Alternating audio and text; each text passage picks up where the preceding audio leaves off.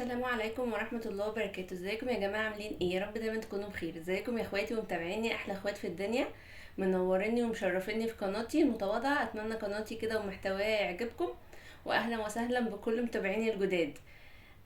انا رودي. قناتي كده روتينات وطبخ واكلات وحلويات. اتمنى قناتي تعجبكم وتقولوا لي ايه رايكم فيها. انا النهارده حبيت اشارك معاكم روتيني اليومي، روتين كل يوم.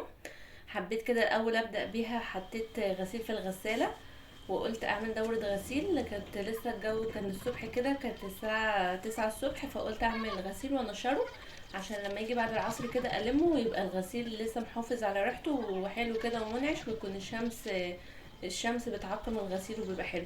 صراحة الجو اليوم ده كان حلو جدا والهوا كان حلو الصراحة، زي ما انتوا شايفين كده الهوا كان عمال يطير الستارة، بس الصراحة الجو كان منعش وجميل. فانا غسلت بقى الغسيل ونشرته، وبعد كده دخلت بقى ايه اعمل الفطار بتاعي. انا بحب يعني اعمل حاجه بسيطه قبل ما افطر، عشان لما بصحى من النوم مش بحب افطر على طول. يعني حاجه بسيطه بقى وبعد كده اعمل بقى اي فطار. يعني كنت اعمل كحك، اعمل شندوتش. النهارده بقى حبيت اعمل شندوتش كده جبنه سريع كده مع كوبايه كوفي ميكس قبل ما ابدا في الغدا. النهارده هعمل معاكم الغدا نجرسكو جميل جدا وتحفه. اتمنى تجربوا طريقتي، هتعجبكم قوي. بجد كانت سهله جدا، وكمان عاملاها اقتصاديه، يعني نجرسكو اقتصادية من غير جبن بقى ومن غير شغل كتير، يعني عاملاها حلوة قوي. فزي ما انتوا شايفين كده معايا عملت بقى فنجان الكوفي ميكس بتاعي وشندوتش جبنة. وفطرت بقى ودخلت بقى في الغدا على طول. انا هنا معايا صدر فرخة قطعته قطع صغيرة تقطيعة الشاورما، ومعايا بصلاية مقطعاها صغير وفلفل برضو مقطعاه صغير، وقطعتهم وحطيتهم على جنب عشان تبقى الحاجة كده جاهزة جنبي.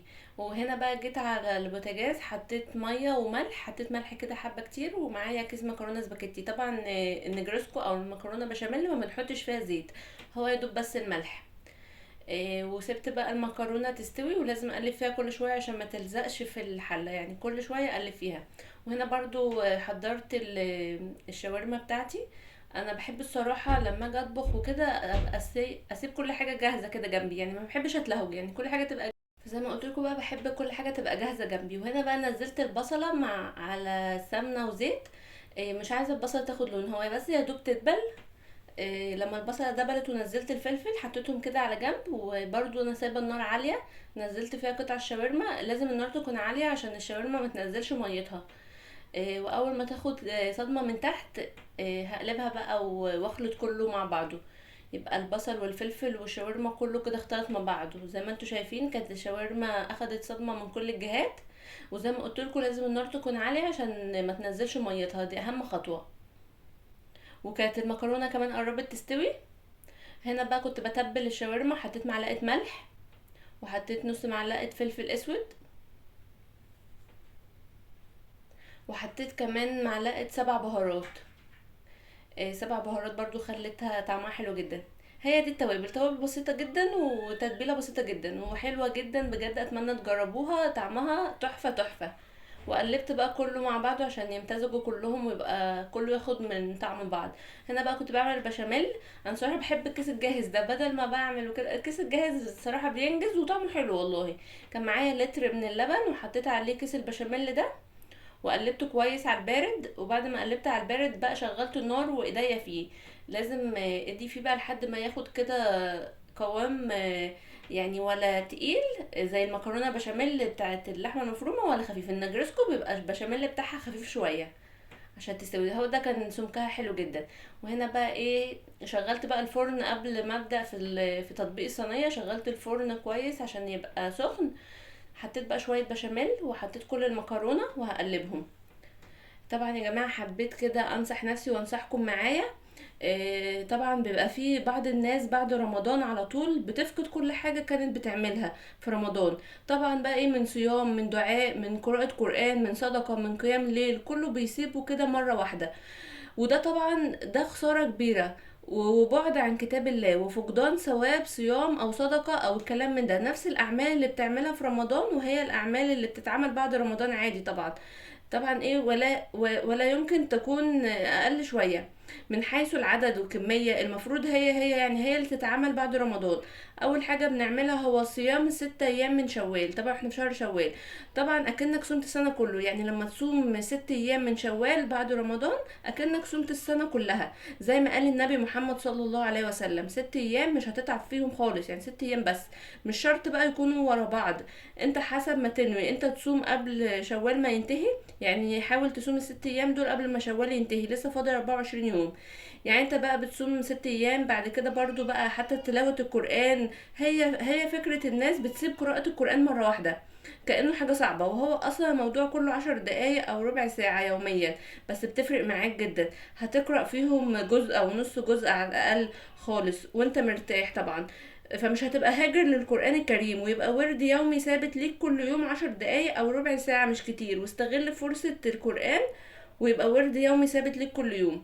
انا بقى زي ما قلت لكم عملت المكرونه اقتصاديه، فبدل ما احط جبن موتزاريلا جبت بيضه وحطيت عليها شويه فلفل اسود وحطيتها على الوش ودخلتها بقى الفرن. معلش انا قطعت معاكم الحديث عشان قلت بس ايه اقول لكم الحته دي معلومه مهمه، لازم البيضه بدل الجبنه الموتزاريلا. نرجع بقى لكلامنا. يبقى ايه؟ ويبقى ده ورد يومي ثابت ليك كل يوم 10 دقايق او ربع ساعة، مش كتير. واستغل فرصة انك لسه طالع من شهر كله عبادة وكده، يعني انك تكمل بقية السنة او تفضل دايما مستمر انك تقرأ قرآن. وقيام الليل طبعا ان شاء الله ركعتين، ركعتين الوتر اللي انت بتصليه بعد العشاء، او ان شاء الله ركعة واحدة بتصليها من بعد صلاة العشاء. تقدر انت تصلي القيام الوتر، يعني بتصلي ركعتين بتصليهم ركعة او 3 او 5 زي ما تقدر. وطبعا تبقى ثابت وبتصلي الليل كل يوم. والصدقة برضو، الصدقة بأقل إمكانيات انت تقدر تطلعها زي ما كنت بتطلعها في رمضان بعدد بسيط جدا أو جزء بسيط جدا من مالك. اللي انت بتطلع صدقة في الأعمال اللي انت بتعملها وانت متعود عليها أثناء رمضان. وتقدر برضو انت تعملها كلها بعد رمضان عادي خالص، وهتشوف الراحة النفسية وهتشوف البركة وهتشوف استجابة الدعاء. يعني الثواب الكبير مش هيضيع منك، اللي انت متعود عليه تعمله في رمضان باذن الله. وما تكونش من هاجرين القران الكريم، وتكتب من قائمين الليل والمتصدقين، وكانك كمان صمت السنه كلها، يعني كمان كانك صمت السنه كلها بفضل 6 ايام البيض بتاع شهر شوال. لحد ان شاء الله بقى، يعني صمت السنه كلها لحد ان شاء الله بقى رمضان اللي بعده. وربنا يا رب يتقبل مننا جميعا صالح الاعمال. حبيت اقول لكم المعلومات دي حلوه جدا، عشان اللي كنا بنعمله في رمضان نعمله كمان بعد رمضان ونواظب عليه. زي ما انتوا شايفين بقى، انا كنت عملت المكرونه ودخلتها الفرن وعملت كمان سلطه. حبيت اعمل في السلطه بنجر وكده عشان البنجر مفيد جدا للانيميا، ويعني سلطه بتبقى مفيده.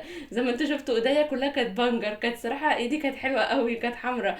البنجر مفيد جدا يا جماعه. وده كان شكل النهائي للغدا النهارده. كان المكرونه النجرسكو كانت جميله جدا وكانت جوسي وحلوه. ودي السلطه طبعا البنجر خلاها كلها حمراء. بس انا اتمنى روتين النهارده يعجبكم. متنسونيش في اللايك والاشتراك وتفعيل زر الجرس، ومع السلامه.